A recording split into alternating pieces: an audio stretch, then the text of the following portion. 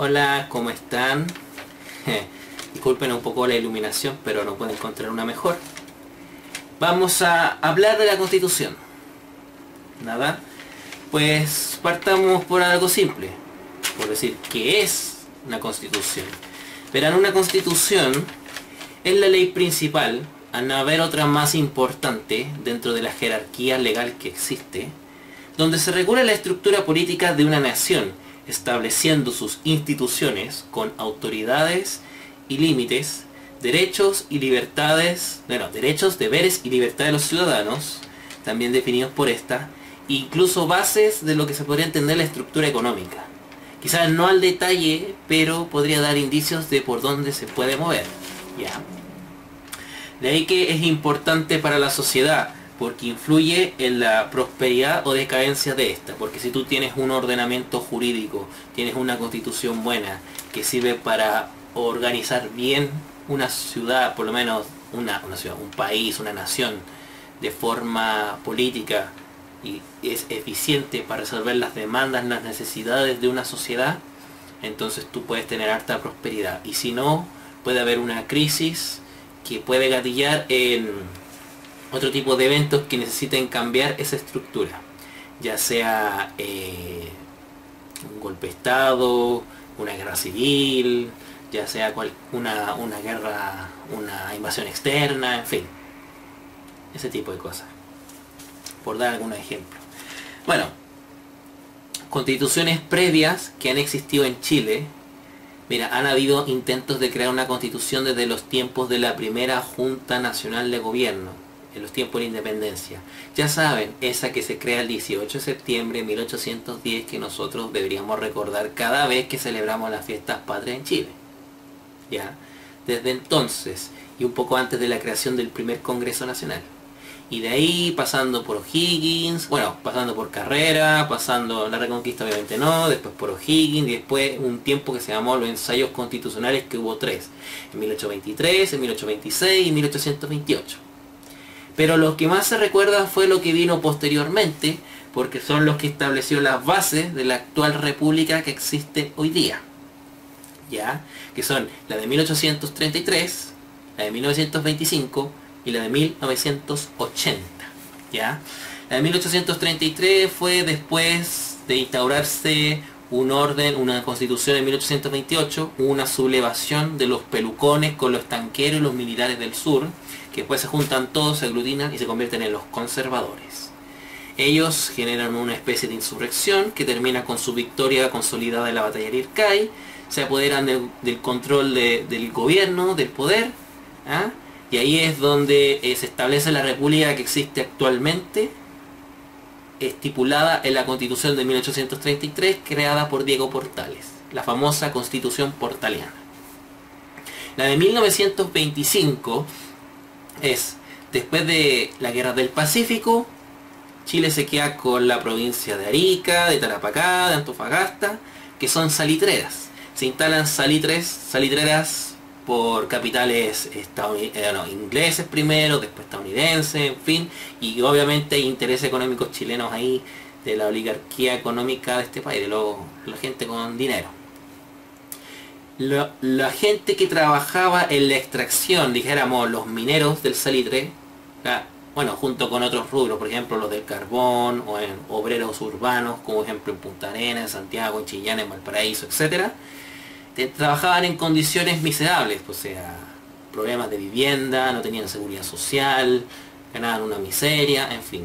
Y eso se llamó la cuestión social en Chile, lo cual estuvo latente por 40 años, con altibajos, con movimientos socialistas, anarquistas, después comunistas, en fin. Y después, bueno, hubo un intento de acoger esas demandas, lo que fue el gobierno de Alessandri, que fracasó. Después hubo un golpe de estado por los militares. Bueno, un golpe de estado que después puso una junta de gobierno militar, que después fue reemplazada por otra, encabezada por Ibáñez del Campo. Y ella llama a Alessandri a que vuelva e instaure una constitución que él había planificado un tiempo atrás ya. Y esa fue la constitución de 1925. Y la de 1980, que yo creo que ya muchos deben tenerlo claro, es que, bueno, teníamos ese régimen, duró hasta el gobierno de la Unidad Popular, se derroca con un golpe de Estado, se instaura una junta militar encabezada por Pinochet, hubo una represión sistemática de derechos humanos, se mataron mucho gente milista, comunista, socialista, parientes de ellos, gente que a lo mejor era cercana a ellos, no tenían nada que ver con ellos, los mataron, gente que se hizo desaparecer y hasta el día de hoy no se sabe, en fin. La cosa es que Estados Unidos, a través de la ONU, y la ONU en realidad, presionan porque Pinochet deje el poder. Entonces, ¿qué hizo él? Hizo todo un itinerario en el cual él iba a legitimar e institucionalizar su dictadura, y lo hizo a través de la Constitución de 1980, con todas las bases que creó. Esa Constitución fue pensada para eso, en realidad, no para otra cosa.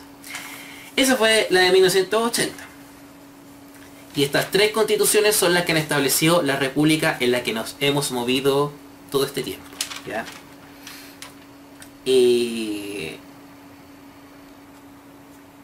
Bueno, hablemos un poco sobre la constitución actual que tenemos. En un contexto dado, el cual es que ya esta constitución, si bien se crea en el 80, empezó a regir después. Una vez creada la constitución, se supone que iba a haber un gobierno provisional de 8 años, donde Pinochet iba a estar encabezando lo que se llamó la presidencia de Chile, y después de esos 8 años se iba a llamar un plebiscito, donde supuestamente él iba a ver si ganaba el plebiscito, iba a estar 8 años más como presidente y iba a empezar a funcionar la constitución como tal. Iba a haber congreso y todas las disposiciones que había, la original. Y si no, él tenía que llamar a elecciones para elegir presidente y él tenía que entregar la presidencia. Y todos sabemos lo que pasó, ¿cierto? No tengo por qué explicarlo. Bueno, para los que no saben, perdió el plebiscito, se llamó a elección el próximo año, de las cuales salió Elwin como presidente y él asume la presidencia en el año 90. Ya, eso lo digo para la gente que no es de Chile, que no tienen por qué saber esto. O no falta el que sea un joven y no lo tiene muy claro. Bueno, sí, ese es el problema, tengo que dar por asumido que todos saben las cosas, ¿ya? Bueno, con respecto a las reformas, mira, no vamos a hablar de todas las reformas que ha tenido la Constitución de 1980, porque son demasiadas. Muchas son puros detalles, puro formalismo, son cosas realmente, no sé, que en este ejercicio no vale la pena sacarlas a colación, porque lo único que se presta es para confusiones, para que la gente que se quiere interiorizar con esto se confunda y se enrede más. Solamente destacar que hubo 3 momentos importantes que se quiso reformar. La primera de ellas fue en el año 89, se hizo un plebiscito y se reformaron 54 puntos de la Constitución. Y eso la Concertación lo negoció con el gobierno militar, porque si no se hubiese hecho, el gobierno de Elwin hubiese tenido que impulsar una reforma constitucional. Y cuesta hacerlo prácticamente por los quórums que se necesitan, básicamente. Y después hubo un segundo momento que fue la del 2005, que fueron las reformas de Lagos, que algunos se acuerdan porque, claro, que se hizo netamente un cambio por aquí, un cambio por allá, puros detalles. Y el Barzúo de Lagos sacó la firma de Pinochet y puso la suya como ministro de Interior, el famoso Francisco Vidal Salinas. En fin. Y después tenemos las del 2015, donde Bachelet quiso primero impulsar un proceso constituyente para una nueva constitución, que supuestamente iban a haber plazos, gente hizo cabildos como lo están haciendo ahora, que iba a haber todos unos plazos, un proceso, todo, y quedó en nada. Que después también se dijo que no iba a ser un proceso nuevo, iba a ser una reforma. Y el proyecto para impulsar esa reforma se hizo 5 días antes de que Bachelet entregara el poder. Entonces quedó en nada. Y el de ahora, el de 2019, no lo cuento porque no es para cambiar, no una reforma constitucional. No es que si vamos a cambiar la actual constitución, un detalle, uno de los artículos que tiene. Vamos a cambiar esa constitución por una nueva. Entonces no es una reforma constitucional, es un cambio de constitución. Es completamente diferente, ¿ya?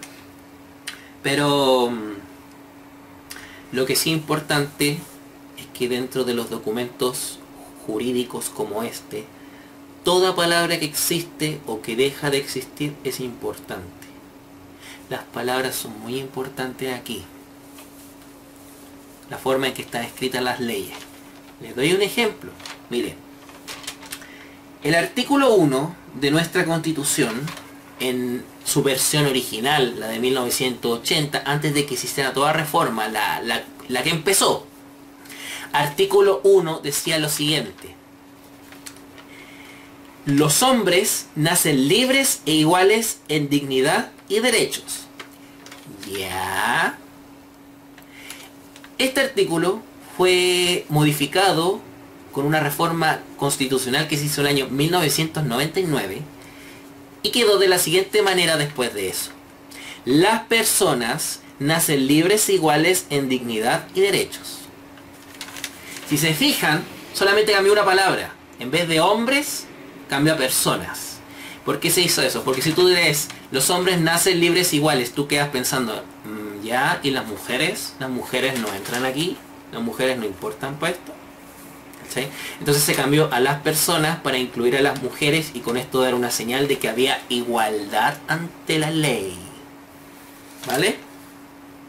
Vale.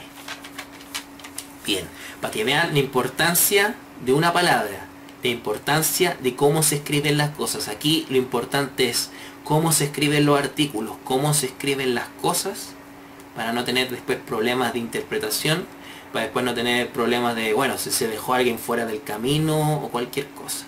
Todo esto es importante. Si está estipulada la Constitución, es como dice ahí. Por eso también hay que tener cuidado con los vacíos legales o si permite o no una cosa diferente. Les doy otro ejemplo. En la Constitución se establecía que en la Cámara de Diputados iban a haber 120 diputados. Eso decía el texto original. Pero después en una reforma que fue el año 15, 2016, por ahí, se borró el 120. No decía cuántos diputados iban a haber. Y eso dio pie para que después se hiciera esa reforma constitucional donde, bueno, no fue reforma constitucional, más bien fue que se cambió la ley orgánica de cómo se elegían a los diputados, a los senadores, que fue cambiar el binominal por un proporcional inclusivo, que lo único que hicieron fue agrandar los distritos y que en un distrito, en vez de elegir 2 como se hacía siempre, se eligieran 3, 4 o 5. Y eso se pudo hacer porque la Constitución ya no decía que eran solamente 120 diputados, que se podían elegir más, podían ser 155, y de hecho ahora pueden ser menos. Como ya no dice un número, pueden ser menos, pueden ser más. ¿Entiendes?